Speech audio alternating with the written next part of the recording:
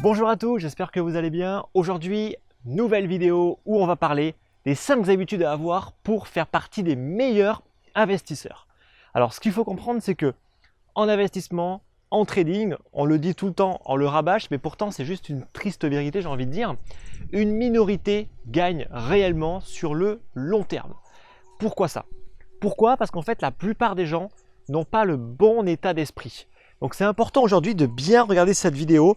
Je vais en fait vous partager les 5 points qui, à mon sens, sont le plus importants et c'est ceux qui ont le mieux marché pour moi. Alors le premier point, ça va être, et ça c'est une chose qui est contre nature, la patience. Donc l'être humain n'est pas patient. Aujourd'hui en fait on l'est encore moins qu'autrefois. Aujourd'hui on est prêt à tout pour que tout aille vite. On n'est absolument pas patient, on veut que tout arrive maintenant et on n'est certainement pas prêt d'attendre plusieurs semaines, plusieurs mois ou plusieurs années.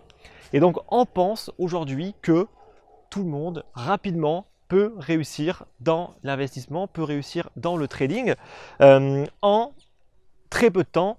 S'il faut payer, c'est pas grave. Mais ce qu'il faut comprendre, c'est que même en payant, vous ne pourrez jamais, d'accord, en un court espace de temps, être un bon investisseur ou être un bon trader, car il y a en fait des choses qui ne s'achètent pas. Donc certes, l'argent peut vous permettre d'aller un petit peu plus vite, mais il faut être patient. Quand on est en fait investisseur, il faut être patient, il faut attendre les cycles. Et être patient, c'est pas juste attendre 6 mois, non, non. C'est attendre 1 an, 2 ans, 3 ans pour vraiment rentrer au bon moment et ensuite sortir au bon moment. Aujourd'hui, beaucoup de personnes n'ont pas le temps, ils veulent que tout aille vite.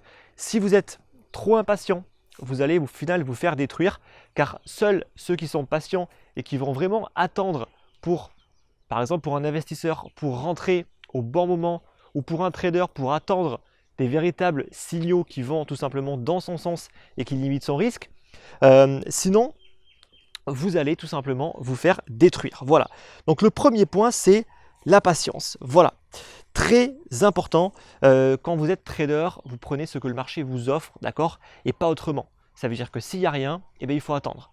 Donc la patience, rappelez-vous que c'est vraiment un des points les plus importants. Seuls ceux qui sont vraiment patients vont réussir.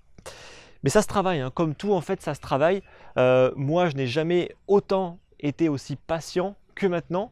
Alors on va dire que le climat et l'environnement dans lequel je vis maintenant, forcément, ça aide, bien évidemment, mais ce n'est pas une excuse. C'est vraiment pas une excuse. Vous devez être patient, d'accord? Vous devez croire en vous, bien évidemment, mais vous devez aussi être patient. Deuxième point, l'entourage. Donc ça, c'est un truc qui est aussi très compliqué, mais je l'ai vraiment expérimenté. Donc l'entourage, c'est tout simplement en fait toutes les personnes que vous côtoyez au jour le jour. Et vous savez ce qu'on dit. En fait, tout simplement, vous êtes tiré par le haut par les personnes qui vous entourent ou tiré par le bas. Alors attention, ce que je vais dire n'est absolument pas péjoratif, d'accord? Mais imaginez que vous voulez devenir, je ne sais pas moi, multimillionnaire en investissement, en immobilier, etc. Si vous êtes uniquement entouré en fait de personnes qui n'ont pas cette conviction, qui gagnent peu d'argent, est-ce que vous pensez vraiment réussir? Moi, je ne pense pas. Pourquoi? Parce qu'en fait, ces personnes-là vont vous tirer vers le bas. C'est aussi simple que ça. Parce que quand vous allez dire, ben moi en fait le dimanche, je vais bosser, eux ils vont vous dire, non, moi je vais traîner dans le lit, je vais jouer à la console toute la journée, etc. En fait, ces personnes ne peuvent pas vous tirer vers le haut. D'accord? C'est malheureux, mais ils ne peuvent pas. Et donc, aujourd'hui, en fait, vous êtes face à un choix. Et le choix est simple. Soit vous faites des sacrifices, soit vous acceptez en fait tout simplement que vous serez comme les personnes qui vous entourent, soit vous optez pour des choix un petit peu plus radicaux comme moi j'ai pu faire et vous dites tout simplement ok, bon ben écoute, toi je suis désolé, mais au final on n'est pas du tout en fait dans le même état d'esprit aujourd'hui et ben écoute, ben, on se voit plus. Voilà. Et je connais beaucoup de personnes qui ont fait ça, beaucoup de personnes qui ont mis de côté leurs amis, leurs connaissances, etc. Parce que tout simplement ils les tiraient vers le bas et pas vers le haut. Et ensuite, une fois qu'on fait ça, on s'entoure bien évidemment. Le but n'est pas de se recroqueviller tout seul, seul au monde, absolument pas. Il faut garder une vie sociale, hein, bien évidemment. C'est très important au final pour l'état d'esprit. Il faut s'entourer de personnes qui peuvent vous tirer vers le haut. Donc ça veut dire que si vous croisez des personnes qui sont peut-être entrepreneurs, qui sont millionnaires, etc., eh bien, tout simplement, vous allez leur parler et vous devenez si vous le pouvez bien évidemment, ami, ou du moins ce sera une connaissance. Mais ne serait-ce que d'être en contact avec des gens comme ça va vous tirer vers le haut. Sinon, tout ce que vous allez faire va être remis en question. Dès que vous ferez un truc, on va vous dire « Non mais pourquoi tu fais ça ?» Quand vous allez vouloir démissionner pour vraiment vous lancer à fond sur un projet d'entrepreneur, on va vous dire « Mais ça va pas ou quoi? Pourquoi tu fais ça? Pourquoi tu renonces à un salaire? Tu as une bonne situation, stable, tu peux avoir un salaire, ta petite maison en crédit, avec ta petite voiture et ta petite femme, pourquoi tu fais ça? » D'accord? Donc on va tout le temps, au final, vous tirer vers le bas. Et ils ne le font pas en fait de manière volontaire, hein. Eux ils font ça en fait pour vous, mais c'est juste qu'ils ne sont pas du tout dans le même état d'esprit. Donc l'entourage, mine de rien, c'est très important. Si vous n'êtes pas dans un bon entourage, honnêtement, ça va être vraiment très compliqué pour vous, mais vraiment très compliqué. Ensuite, on va avoir l'état d'esprit, et principalement deux choses. Donc toutes les personnes qui procrastinent tout le temps, d'accord, et aussi toutes les personnes qui sont là à vous dire « j'ai pas le temps ». J'ai pas le temps. Alors en fait, j'ai pas le temps, ça n'existe pas. D'accord? Je n'ai pas envie de prendre le temps, ça existe. Je n'ai pas le temps, en fait, ça n'existe pas parce qu'on a toujours le temps. On a toujours le temps. Donc, toutes les personnes qui repoussent, qui procrastinent sans cesse, qui repoussent au lendemain, bon, eux, ils feront rien. D'accord? Donc, si vous êtes dans cet état d'esprit-là, un conseil, bougez-vous. Ceux qui sont là à tout le temps dire j'ai pas le temps, moi j'ai mon taf, etc. J'ai pas le temps, le soir je suis crevé. Eh bien écoutez, moi il y a un truc que j'ai pu expérimenter et qui est quand même assez incroyable. Ça s'appelle le Miracle Morning. Donc le Miracle Morning, c'est quoi? C'est tout simplement en fait quand vous n'avez pas le temps, ou plutôt que vous n'avez pas envie de prendre le temps, et bien en fait vous vous levez plutôt le matin. Vous allez me dire c'est tout con, mais au final ça marche. Ça veut dire quoi? Ça veut dire que si le matin vous vous levez à 7 h pour aller bosser à 8 h, et bien en fait vous vous levez soit à 6 h, soit à 5 h du mat pour faire des activités physiques, méditation, visualisation, etc. Mais aussi une activité annexe, comme par exemple si vous avez un projet d'entrepreneur, de devenir investisseur ou trader, en fait vous travaillez le matin, c'est aussi simple que ça. Vous travaillez le matin et en fait ne croyez pas qu'en se levant tôt, vous serez crevé toute la journée, parce que justement en fait le Miracle Morning vous fait faire une sorte de petite routine avec des exercices physiques, de la méditation, de la visualisation, et au final vous êtes super en forme. En fait ne croyez pas qu'il faut dormir absolument 10 heures pour être reposé, ça encore c'est une belle connerie. Juste prenez l'exemple de quand vous voulez partir en vacances. Je pense que c'est déjà arrivé à tout le monde en fait. Vous devez partir en vacances, vous devez en fait vous lever super tôt le matin, on va dire à 6 h du mat. Comment se passe le réveil? Est-ce que c'est un réveil qui est douloureux? Est-ce que c'est un réveil où vraiment vous vous dites « Ah non, j'ai pas envie, je vais rester au lit » ou alors est-ce que c'est un réveil où vous sursautez en fait du lit, limite vous êtes en pleine forme alors que vous avez à peine dormi? Et bien en fait ça veut dire quoi? Ça veut juste dire qu'au final, quand on traîne au lit, qu'on essaye en fait de se persuader qu'il faut dormir 9 h, 10 h, c'est juste qu'on refuse la réalité, c'est juste qu'on refuse en fait la vie qu'on a. C'est aussi simple que ça. Moi aujourd'hui, je me lève tous les matins, on va dire entre 6 h et 7 h du matin, j'ai même pas de réveil, d'accord? J'ai pas de réveil, j'ai juste envie de me lever et envie de commencer en fait la journée. Et c'est tout le principe du Miracle Morning justement. Donc tous ceux qui sont tout le temps là à dire j'ai pas le temps, vous n'avez aucune excuse, d'accord? Vous avez le temps, vous avez juste pas envie de prendre le temps. Donc ce qu'il faut comprendre, c'est que pour faire partie, on va dire, des meilleurs, il faut adopter en fait aujourd'hui un style de vie et des stratégies que seuls les meilleurs appliquent et qu'en gros que la plupart des gens n'ont pas envie d'appliquer. La plupart des gens, ils n'ont pas envie de se lever tôt le matin. Regardez, là on est samedi, il est tôt le matin, il n'y a absolument personne, d'accord? Et que font la plupart des gens? Ils ont pris une grosse cuite la veille et ils sont là en train de dormir, de se morfondre. Et ils vont peut-être se lever à 10 h, 11 h et rien foutre de leur journée. D'accord? Donc ces personnes-là, d'accord, j'ai rien contre eux, absolument pas. Mais ils ne pourront pas exceller. Ils ne pourront pas exceller en fait, tout simplement. Ensuite, le quatrième point, ça va être les compétences. Alors, les compétences, en fait, ça n'arrive pas comme ça un matin, on se réveille, bam, on est trader. Bam, on est investisseur, bam, on sait analyser un projet. Non, en fait, ça n'arrive pas. Donc, il y a deux types de profils. D'accord? Il y a le profil des personnes qui sont vraiment débrouillards, qui sont vraiment motivés, qui vont s'auto-former, pardon. Donc, bien sûr que l'auto-formation, ça marche, absolument. Les personnes qui s'auto-forment, ça marche, mais par contre, ça prend plus de temps. Et vous pouvez perdre beaucoup plus d'argent, notamment en trading. Ceux qui veulent devenir trader, vous pouvez bien évidemment devenir trader gratuitement en vous formant tout seul, d'accord? Mais quand une personne qui va être coachée, formée par un trader, qui va tout de suite partager tout ce qu'il connaît avec cette personne, vous allez bien évidemment mettre beaucoup plus de temps. Si une personne qui va être bien coachée, bien formée, mettra peut-être 6 mois à 1 an pour devenir, on va dire, plutôt rentable, vous, peut-être que vous mettrez 2 ans, 3 ans, d'accord?